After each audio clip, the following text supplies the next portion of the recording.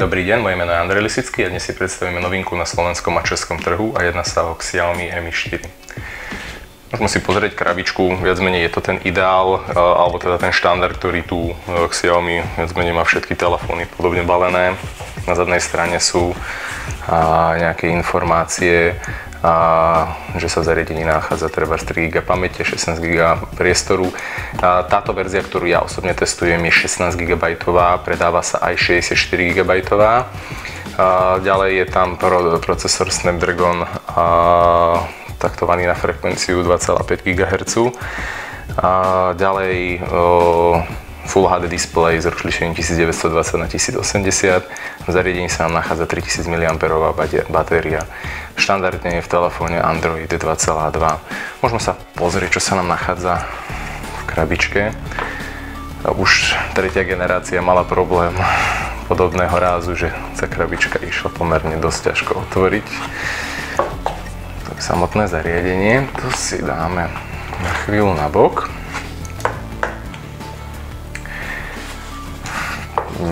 Predajca, alebo teda výrobca nám v balení dáva hneď aj fóliu na ochránenie displeja. Ďalej sa nám v balení nachádza spinka na otvorenie bočnej karty a nejaký stručný návod. Ďalej sa nám tu nachádza mikro USB kábel na napájanie, plus je to nabíjačka. Táto konkrétne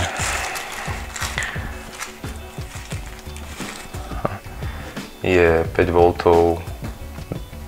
2A, čiže nabíjanie by malo byť pomerne rýchle. Musím sa ešte pozrieť, čo sa nám nachádza tu, ale to už vlastne je v balení všetko. Ďalej môžeme prejsť k samotnému zariadeniu a už od prvého vybalenia musím osobne povedať, že sa mi naozaj spracovanie a viac menej následne aj softwareové spracovanie, aj hardwareové spracovanie veľmi pozdáva. Hlavne pokiaľ niekto má rád povedzme iPhony a ľúbi sa im ich kvalitné spracovanie, odvážim si povedať, že spracovanie Xiaomi je na podobnej úrovni. Viac menej tie telefóny sú dosť podobné, čiže čo si budeme klamať, ale jednoducho ten dizajn je tam veľmi podobný, čo nikdy nie je na škodu, však 5 nebolo škaredý telefón. Jediné mínus, ktoré by sme mohli povedať, sa nachádza na zadnej strane. Jedná sa o spracovanie zadného plastu, ten je z pomerne lesklého materiálu, čiže môžu tam zostávať pomerne dosť veľa otlačky prstov. Pokiaľ ten telefón budete nosiť v kryte, je vám to aj tak jedno, ale tu sa mohol použiť nejaký materiál, trebárs ako na Nexus 4, nejaký pogumovaný plast alebo niečo podobné. Ako môžeme vidieť, tak vpredu sa nám nachádza predná kamera. Tá je 8 megapixelová. Máme tu slúchadko, tu sú senzory a v spodnej časti sa nám nachádzajú tlačítka, je to tlačítko menu, tlačítko home a tlačítko back. Pod tlačítkom home sa nám ešte nachádza prisvetľovacia, alebo teda nie prisvetľovacia, ale teda signalizačná dióda, ktorá sa nám rozsvietí povedzme pri nabíjaní. A ďalej na prednej časti sa nám nachádza 5-palcový Full HD IPS LCD display. Má jemnosť 441 ppi, čiže všetko na tom displeji vyzerá kryštálovo čisto. Na zadnej strane sa nám nachádza 13 megapixelový fotoaparát s LED prisvetľovacou diódou. Mal by to byť objektív od Sony. Ten foťák je schopný natáčať aj 4K video. A ďalej sa nám na zadnej strane už nachádza iba sekundárny mikrofón. Na spodnej strane je systémový reproduktor a osobne môžem povedať, že ten systémový reproduktor ma naozaj prekvapil svojou čistotou prehrávaného zvuku. Nejedná sa o nejaký výškový reproduktor, ale podáva naozaj celku slušný výkon na to, že je jeden. Ďalej je to micro USB. Na vrchnej strane sa nám nachádza konektor na slúchadlá. A a infraport, ktorý môžeme použiť vlastne na prepínanie staníc. Na ľavej strane je to zdierka na SIM kartu a na pravej strane už sa nám nachádza už iba tlačítko Power a vlastne hlasitosť hore-dole. Môžeme prejsť ďalej k softvéru. Vnútri v telefóne sa nachádza upravené prostredie Android, ktoré už vlastne od prvého pohľadu sa veľmi podobá na spracovanie iOS. Viac menej je to momentálne trend, ktorý väčšina čínskych výrobcov používa, takisto ako Huawei a ďalší, čo nemusí byť na škodu, ako to prostredie nie je najhoršie. Osobne nemám rád tento štýl, ale výhoda Androidu je, že môžete si toto prepracovať už akým spôsobom vám je milé.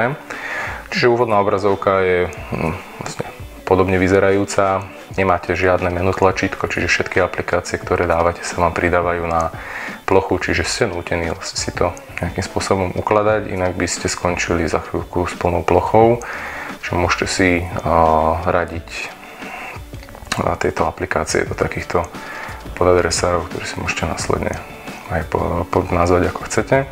V prípade stiahnutia vrchnej lišty vidíme, že sa nám vlastne automaticky, pokiaľ nemáme žiadnu notifikáciu, stiahne lišta, kde sú kde sú vlastne nejaké skratky k nastaveniam telefónu, ako je vypnutie zvonenia a podobne. Toto všetko sa dá veľmi jednoducho reorganizovať. Je tu aj možnosť zapnutia treba z výkonného režimu, čo tiež ma potešilo, človek nemusí chodiť. Jedna z takých drobností síce, ale je viac menej takmer okamžitá reakcia tlačítka svietidla, čo osobne ocením, lebo niektoré telefóny stlačíte a čakáte, či sa za 2 sekundy niečo stane, medzi týmto stlačíte 2-krát, 3-krát, takže sa vám to zase vypne, zapne. Čiže čo sa týka softwarovej stránky, keďže ten telefón už nejaké 2 mesiace na trhu, už pár aktualizácií dostal, viem, že na začiatku boli nejaké problémy, ale ja osobne za asi ten týždeň a pol, čo to používam, som nič podobné nevidel. Keď už si posunieme teda tú obrazovku do druhej strany, tak tu sa nám potom vedú notifikácie, e-maily a podobne.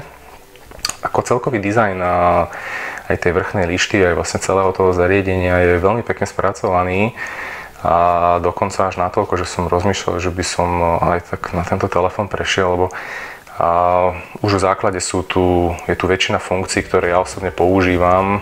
Jedna z nich je aj nahrávanie hovorov trebárs, čiže toto už v základe ten systém podporuje.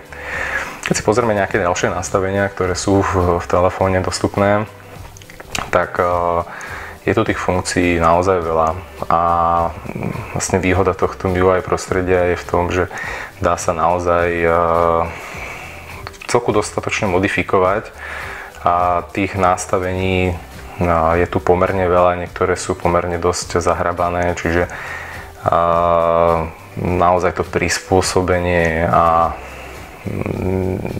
je naozaj na vysokej úrovni, čiže pokiaľ odporúčam si telefón, ak si ho zakúpite, aspoň tak 2 hodinky si prebehnúť všetky menu, lebo niektoré veci sú pomerne dosť zahrabané. Výhoda je, že kopu nastavovačiek je dostupných už priamo z nastavenia. Zmení aj teda to nastavenie povedzme telefónu, čo inokedy musíte vlastne ísť do aplikácie telefón a tam stlačiť tlačítko menu a teda. Čiže toto pomerne pekne výrobca priamo dal do hlavného nastavenia, čiže môžete si tu hneď všetko nastaviť z jedného menu, nemusíte viac menej nikam behať, ale musíte to nastaviť teda tu. V ďalšom nastavení trebárs je okrem iného aj nastavenie displeja, kde si môžete nastaviť aj farebnosť displeja podľa toho, ako vám vyhovuje. Sú to také tie štandardné nastavenia a pomerne dlho som sa dopracovával k tomu, že kde nájdem nejaký stav batérie alebo teda ukazateľ toho, koľko batéria spotrebovala, ktoré aplikácie spotrebovali batériu, tak našiel som to potom v ďalších nastaveniach batérií. A tu máte využitie batérie. Niektoré veci sú tu naozaj trošku krkolomne schované ale v zásade vždy som sa dopracoval k tomu, čo som potreboval, aj tak už keď sa to naučíte, tak potom už nemáte kam chodiť moc. Výdrž batérie je na veľmi vysokej úrovni, vzhľadom aj na použitú batériu o kapacite 3000 mAh a aj procesora Snapdragon 801 je výdrž na vysokej úrovni. Grafické jadro je tam Adreno 330, čiže po tejto stránke zasa nebude nejaký problém, čo sa týka výkonu hrania. Je tu aj možnosť teda nastavenia LED notifikácie, to je vlastne tá spodná LED dioda, tá už sa vlastne rozsvieti potom, keď je potrebné, aby sa rozsvietila. Čo sa týka nejakých ďalších, tak keďže Xiaomi je hlavne čínsky výrobca, cena tých zariadení je pomerne na nízkej úrovni a viac menej výrobca aj predpokladá, že tam skôr budete potom si kupovať nejaké témy do toho telefónu a vlastne na tom už budete potom míňať svoje kredity. Čiže pomerne dosť sa dá customizovať ten telefón. Sú tu aj možnosti stiahnuť si nejaké tie prostredia zdarma, ale potom sú tu aj platené, čiže v zariadení sa nám nachádza Wi-Fi, ktorá dokáže komunikovať všetkými rýchlosťami. Jedná sa o AB, GN a dokonca aj AC, ktoré vlastne dovoluje gigabitový Wi-Fi prenos. Ešte sa momentálne u nás moc vo veľkom nepoužíva, ale v zariadení už je obsiahnutý. Ďalej, toto je verzia určená pre čínsky trh, ona má síce LTE, ale tá LTE nie je úplne kompatibilná s tou našou slovenskou, čiže niektoré pásma nie sú podporované. Osobne LTEčko moc nepoužívam, ani tá dostupnosť ešte nie je u nás taká ideálna, čiže v zásade beriem to ako také menšie mínus, nie také väčšie. Čo sa týka ostatnej konektivity, tak telefón bez problémov zvláda aj 2G, aj 3G, všetky rýchlosti a technologické verzie, ktoré sú. Ďalej sa nám tam nachádza Bluetooth vo verzii 4. Jedna z ďalších vymožeností, ktorá tu je vlastne infrared.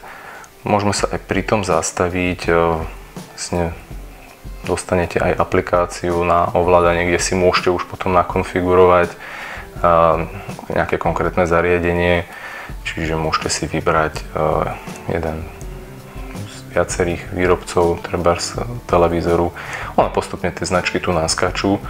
Na začiatku, neviem, či to stiahuje za každým z internetu, ale postupne tu vyskačú aj ostatní výrobcovia ako Samsung, LG.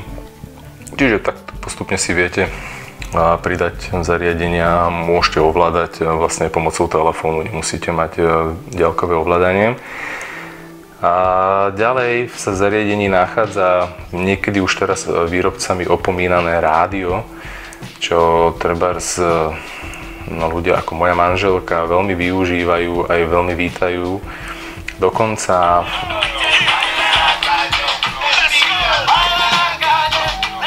v určitých miestach nepotrebujete mať dokonca ani pripojené slúchadlá, nakoľko výrobca na tomto zapracoval a presvedčil aj ostatných, že jednoducho aj bez sluchatiek to ide, čiže nemusíte nosiť slúchadlá a na niektorých miestach to rádio funguje absolútne bez problémov. Môžeme sa ďalej pozrieť na fotoaparát. Fotoaparát, keď prvýkrát spustíte, tak v zásade nič nejaké hneď viditeľné na obrazovke tu nemáte, čiže sú tu len také tie základné, veľmi čisté, veľmi jednoducho spravené to prostredie, čiže vidíte hneď možnosť zapnúť si blesk do automatického režimu alebo vynútené a následne, keď si všimnete, tak sú tu také 3 bodky, ktoré hneď naznačujú, že tam teda je možnosť posunutia do nejakej strany a tu už sú potom nejaké nastavenia, čo sa týka zmeny režimu, ako sú nastavenia panorámy a podobne. A to momentálne ale riešiť nebudeme. Je tu jedna z vecí, ktoré na niektorých telefónoch sa vypnúť nedá. Ako na posledné testovanom Lenove som jednoducho nenašiel možnosť vypnúť spúšť zvuku. A to si už potom tu vieme veľmi jednoducho nastaviť v rozšírených nastaveniach. Okrem iného je tu možnosť teda pridať aj GPS značku A tých nastavení je tu naozaj požehnanie. Okrem iného teda aj nastavenie kvality. Dokonca je tu aj jedna funkcia detekcie tváre, čo si môžeme ukázať. To prepnem na chvíľku na predný foťák a on ma automaticky rozozná, či som muž alebo žena. A väčšinou nám to fungovalo celkom slušne, sme sa zasmiali, lebo väčšinou mužom pridával a ženám uberal, čiže telefón je skôr určený asi pre ženy. Je to naozaj gentleman. A hneď je tu dostupná možnosť trebárs aj nahrávania videa, čiže veľmi jednoducho sa prepnete a vlastne hneď natáčate videjko. Ja som osobne spokojný s kvalitou videa. Ako testovacie video vám nahráme aj na stránku, čiže môžete sa pozrieť. Aj tie fotky sa mi zmenia. Vlastne celko to spracovanie toho fotoaparátu je podľa mňa na celku vysokej úrovni. Sa prepneme ešte naspäť. Je tu jedna funkcia, ktorá tiež ma hneď potešila. Je tu výmena, alebo teda výber tých filtrov, ktoré okrem toho, že teda sa zobrazujú hneď na jednej obrazovke, tak hneď aj vidíte, ako ten daný efekt bude vyzerať, keď teda bude už tá fotka odfotená. Čiže veľmi jednoducho si tu môžem vybrať mozaiku, môžem si ju treba iba prispôsobiť, aby som ju nemal na celej časti, čiže bude mať iba kúsok obrazovky. Tých nastavení je tu pomerne dosť, čiže tu už sa potom môže s tým človek pohrať a môže si to prispôsobiť ten obraz, ako sa jemu páči. Čiže fotoaparát naozaj hodnotím celku kladne, minimálne čo sa týka toho nastavovania. A aj kvalita fotiek je pomerne na vysokej úrovni, čiže celkovo toto dávam ako medzi klady. Okrem teda dobrého vzhľadu a pomerne slušne spracovaného softvéru ešte patrí k výhodám pomerne časté aktualizácie zariadenia. Čiže keď si napríklad pozrieme info o telefóne, tak pomerne asi každý týždeň, nemusí to byť síce pravidelne, ale každý týždeň sa nám väčšinou nájde nejaká nová aktualizácia. Čiže dosť pravidelne dostávate nejaké opravy záplat, teda opravy nejakých funkcií alebo pridanie povedzme nových. To pridávanie asi nemusí byť pravidelná záležitosť, ale už toto vlastne značí, alebo aj vždy vlastne u Xiaomi znamenalo, že oni o ten software sa pomerne dosť veľa starajú. Čiže po tejto stránke, keby som to mal porovnať s ostatnými čínskymi výrobcami, je Xiaomi naozaj trošku niekde inde, čiže pre menej znalého človeka sa to môže javiť ako ďalší čínsky výrobca, ktorý jednoducho dodáva nejaké nekvalitné zariadenie. Ale aj po stránke hardwarovej, softwarovej majú toto naozaj veľmi dobre spravené aj vďaka českej podpore. A sú to naozaj, je tu kopu detailov, aj keď ktoré jednoducho objavíte postupne a každá tá jedna funkcia vás bude tešiť. Ja osobne som mal aj predchádzajúcu generáciu Mi 3, ale čo sa týkalo nejakého zovňajška, tak tamto spracovanie sa mi až tak nepozdávalo ako na tomto. Toto je naozaj veľmi vkusné zariadenie, ktoré môžu používať vlastne všetci. Dostupnosť toho zariadenia na našom trhu je bezproblémová. Cena toho zariadenia je tiež veľmi podľa mňa dobre stanovená, alebo vychádza okolo 419 € je koncová cena, čo vôbec nie je zlé za podobne spracovaný telefón, ktorý podľa mňa v mnohých veciach prekonáva Apple, aspoň teda s predchádzajúcou generáciou, a blíži sa nám na trh viac menej aj nová generácia tohto telefónu, čiže Mi 5. Zatiaľ špecifikácie, čo som videl, vyzerali veľmi dobre. Ak bude výrobca pokračovať v takomto tempe, tak nie len teda v Číne, kde predbehli Samsung, ale aj na európskom trhu myslím, že sa môžu tešiť vysokej predajnosti. Čiže takto nazvem. Nie je to nič, čo by mi osobne nejak vadilo. Dokonca veľa vecí ma tu hneď v základe potešilo, čiže A aj také obyčajné pridávanie do kalendáru alebo editácia kalendáru, tak vo väčšine prípadov nevidíte, o ktorý deň sa jedná. Čiže povedzme, že nastavujete náslepo, že je to 7., 8., ale neviete, či je to útorok, streda. Jednoducho veľmi pekne, veľmi prehľadne všetko máte hneď, nemusíte ako v prípade Google kalendáru najprv nastaviť to, potom tamto. A tuto človek hneď, ako to zbadá, tak vidí, že čo všetko má, akú svoju funkciu. Čiže po tejto stránke sa mi to veľmi, veľmi páči, aj to spracovanie vizuálne. Aj keď kopírujú iPhone, kto už nekopíruje koho teraz, všetci kopírujú všetkých, čiže ja by som skôr asi to zhrnul tak, že Xiaomi jednoducho zobralo všetko to dobré z oboch vesmírov a spojilo to dokopy do veľmi vydareného produktu, ktorý osobne môžem veľmi odporúčať. Čo sa týka výdrže aj výkonu, je toto zariadenie na veľmi vysokej úrovni a ja mu dávam len palec hore a je to jedno asi z najlepších zariadení, ktoré som doteraz recenzoval, čiže môžem ho iba len odporúčať. Odo mňa je to na dnes všetko, majte sa pekne, dovidenia.